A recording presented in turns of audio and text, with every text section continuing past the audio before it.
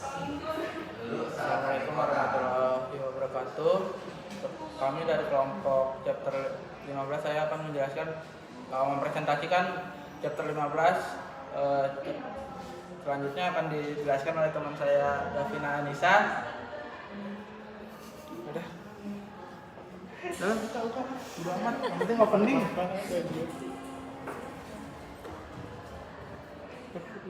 Baik, sebelumnya perkenalkan, nama saya Davina Anissa dengan NPM 25782007. Di sini saya akan menjelaskan 15 chatting modul 15.1 yaitu application, presentation, and session.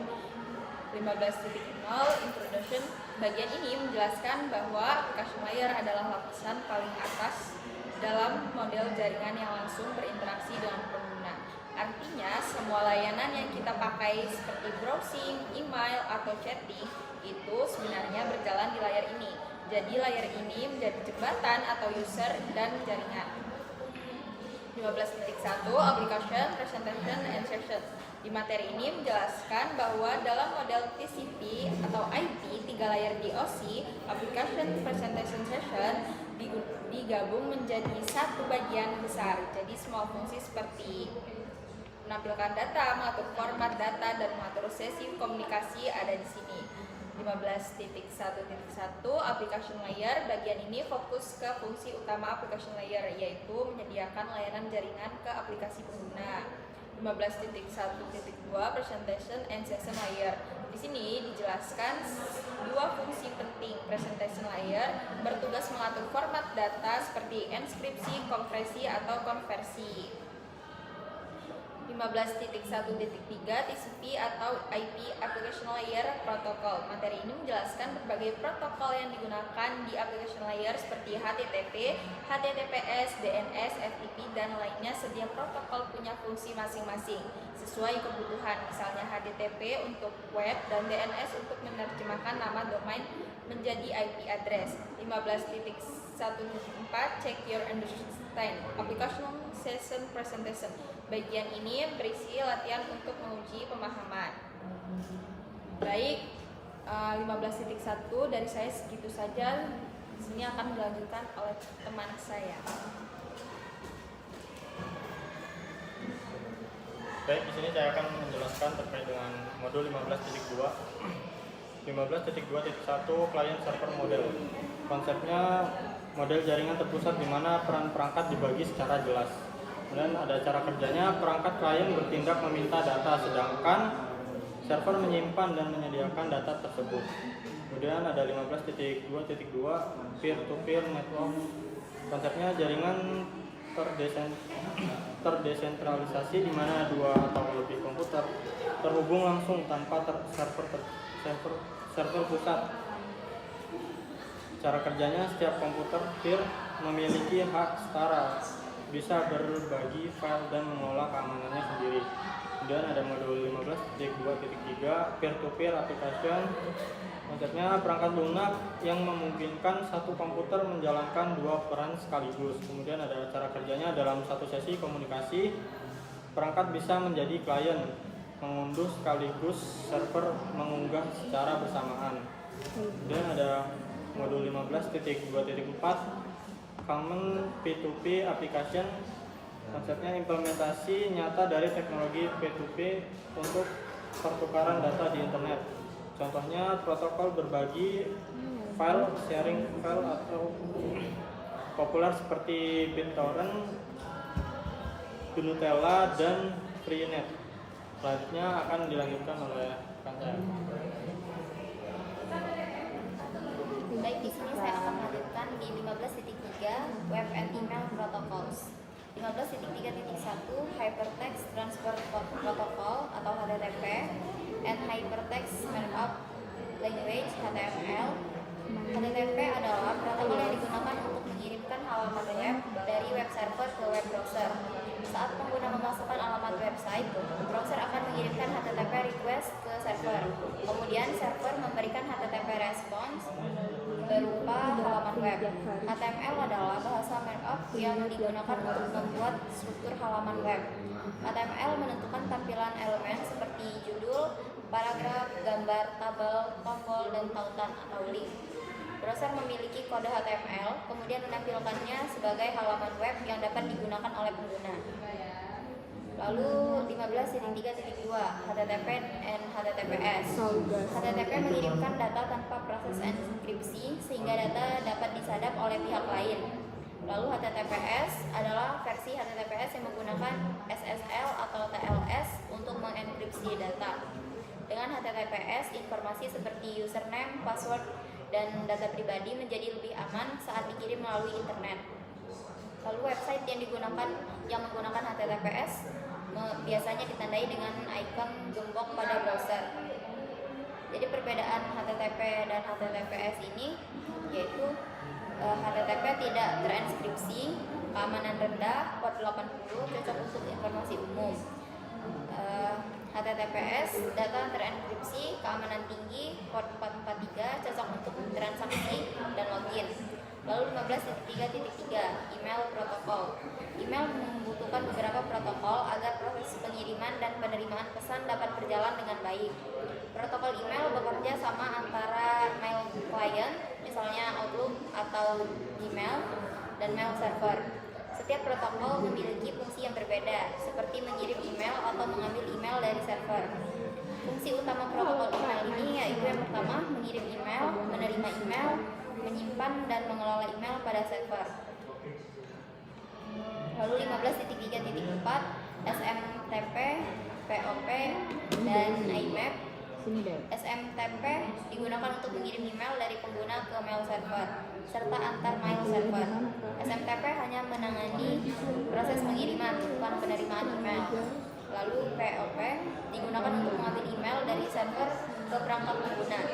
Setelah diunduh, email biasanya dihapus dari server sehingga hanya tersedia pada perangkat tersebut. Cocok jika email hanya diakses dari satu perangkat. Lalu ada IMAP digunakan untuk mengakses email tanpa harus menghapusnya dari server. Semua email tetap tersimpan di server sehingga dapat diakses dari berbagai perangkat. Perubahan pada satu perangkat akan otomatis tersinkronisasi ke perangkat lainnya. Perbandingan SMTP, POP3 dan IMAP yaitu untuk SMTP berfungsi mengirim email, POP3 berfungsi mengunduh email ke perangkat, IMAP mengakses dan menyinkronkan email di server. Mungkin cukup sekian, akan melanjutkan oleh rekan saya.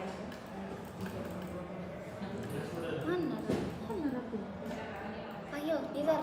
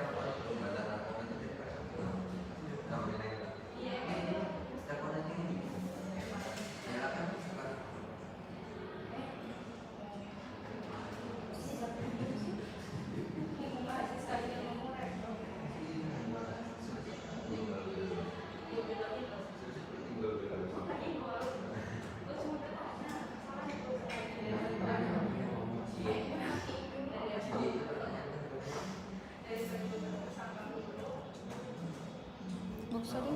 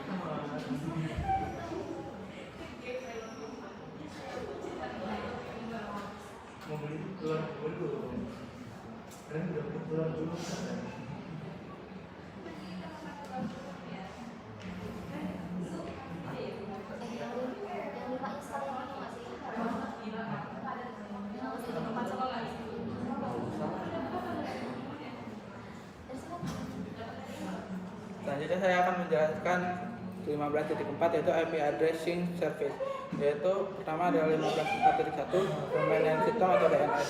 DNS adalah layanan yang menerjemahkan nama domain, misalnya www.google.com menjadi alamat IP agar perangkat dapat menemukan server tujuan. Dengan DNS, pengguna tidak perlu mengingat alamat IP setiap website. Selanjutnya adalah DNS Message Format. DNS menggunakan format pesan untuk mengirim permintaan query dan jawaban atau respons. Pesan DNS berisi informasi seperti jenis permintaan, nama domain, dan alamat IP hasil pencarian. DNS memiliki format pesan untuk proses pencarian alamat IP. DNS hierarki.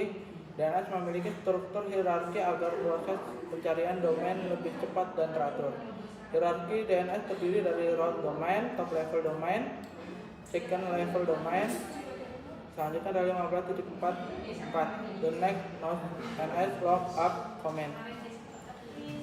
Lookup command adalah perintah yang digunakan untuk mengecek informasi DNS. Perintah ini dapat digunakan untuk mengetahui alamat IP dari sebuah nama domain atau sebaliknya. Selanjutnya dari 15.4.5 Parekisko Packet Tracer Syntax Checker digunakan untuk memastikan penulisan pemerintah NS lookup sudah benar. Fitur ini membantu mengurangi kesalahan saat melakukan konfigurasi atau pengujian jaringan.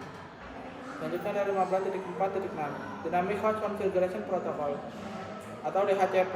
DHCP adalah protokol yang memberikan alamat IP secara otomatis pada perangkat dalam jaringan. DHCP juga memberikan informasi seperti subnet mask, gateway, dan DNS server. Selanjutnya dari 15.4.7 DHCP Operation. Proses kerja DHCP terdiri dari 4 tahap, yaitu discover atau perangkat mencari DHCP server, offer, server menawarkan alamat IP, selanjutnya request, perangkat meminta IP yang ditawarkan, acknowledge atau ACK, server menginformasi dan memberikan IP. Sudah? Ya. Yang berapa sih titiknya? Enggak.